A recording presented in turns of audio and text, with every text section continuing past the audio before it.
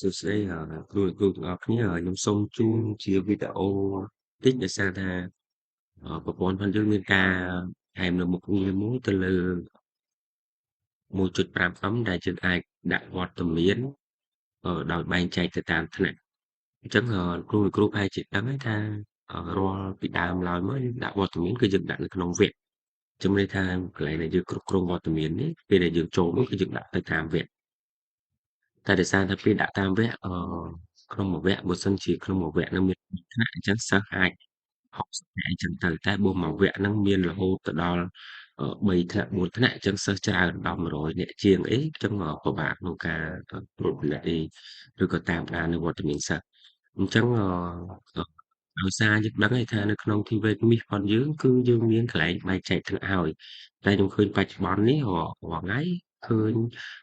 គ្រូភាគច្រើនគាត់ចាប់ផ្ដើមចាប់សិស្សចូលមួយថ្នាក់សម្រាប់វគ្គទូទៅគឺគាត់ចាប់ធម្មតាតែសម្រាប់វគ្គ1លានកន្លះលុះត្រាដល់ថ្ងៃដែលគាត់រៀបចំធ្វើសញ្ញាបត្រទើបគាត់ចាប់តែឥឡូវនេះ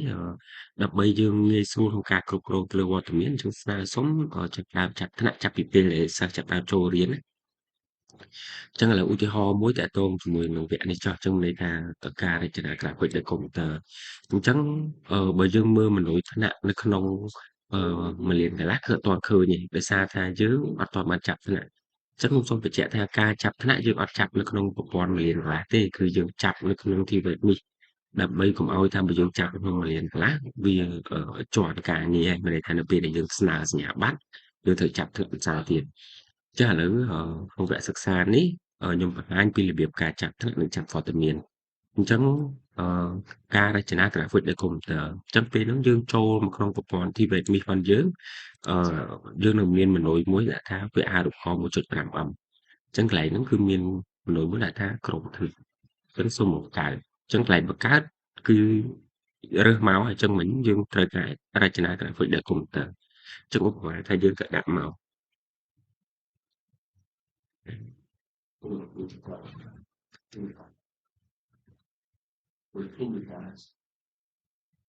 ឆ្នាំសិក្សាបាទអញ្ចឹងយើងទុកកូដនេះអាស្រ័យលើខាងសាលាទេអញ្ចឹងថ្ងៃចាប់ផ្ដើមថ្ងៃបញ្ចប់គឺទាញចេញមកពីប្រព័ន្ធ1លានកន្លះហើយបាទអញ្ចឹងគ្រាន់តែយើងបង្កើតមកគឺបានហើយអញ្ចឹងបន្ទាប់មកយើងបន្ថែមសិស្សអញ្ចឹងបន្ថែមសិស្សយើងយកសិស្សពី1លានកន្លះមិញហ្នឹងអញ្ចឹងនេះសិស្សមិញ2នាក់ហើយខ្ញុំ select ទាំងពីរមកអញ្ចឹងបើឧទាហរណ៍ថាវ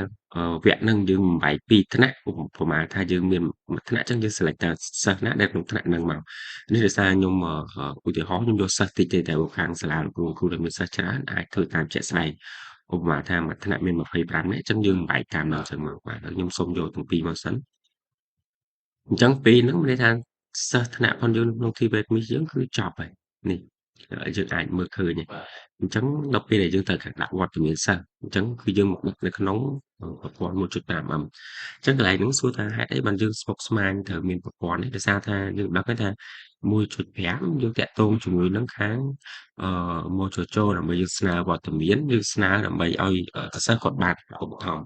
អញ្ចឹងកន្លែងនេះយើងមកមើលឯក្រុមថ្នាក់នេះឃើញមកនេះថ្នាក់ក្រាហ្វិកមិញយើងបង្កើតហ្នឹងអញ្ចឹងយើងអាចមើលឃើញដូចគ្នាមើលឃើញនៅខាងនោះយើងគ្រាន់តែយើងក៏អាចបង្កើតបានដែរនេះទេយើងគ្រាន់តែចាំយក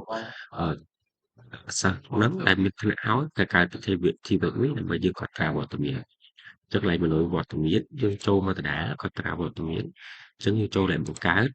អញ្ចឹងយើងវគ្គសិក្សាយើងដឹងមិនទេក្រាហ្វិកដោយកុំព្យូទ័រអញ្ចឹងនេះថ្នាក់អញ្ចឹងបើសិនជាមាន2ថ្នាក់គឺលោត2ថ្នាក់ឧទាហរណ៍ដូចវគ្គនេះអញ្ចឹងវគ្គនេះមាន2ថ្នាក់គឺមាន2អញ្ចឹងបើយើងចុចមកឧបមាថាខ្លួនឯងហ្នឹងអញ្ចឹងបើវគ្គថ្នាក់ A01 គឺមាន4នាក់បើវគ្គ A02 មាន3នាក់តាមហ្នឹងអញ្ចឹងមិញយើងបង្កើតគឺរចនាក្រាហ្វិកដោយកុំព្យូទ័រនេះចុះ2នាក់មិញអញ្ចឹងបើយើងបង្កើតហើយណា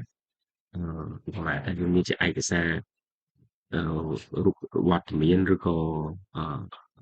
ឯកសាររូបថតតាក់ទងជាមួយនឹងវត្តមានសិស្សនេះយើងអាចដាក់ខាងលើមកយើងចុចរក្សាទុកនេះយើងអត់កត់ត្រាឧទាហរណ៍តែចេះចង់បានជម្រាបសារទុកអញ្ចឹងគឺយើងបានចប់ហើយតែប៉ុណ្ណឹងបាទអញ្ចឹងសូមអរគុណហើយបើសិនជាមាននិយាយចម្ងល់អាចនៅក្នុង Telegram បានអរគុណ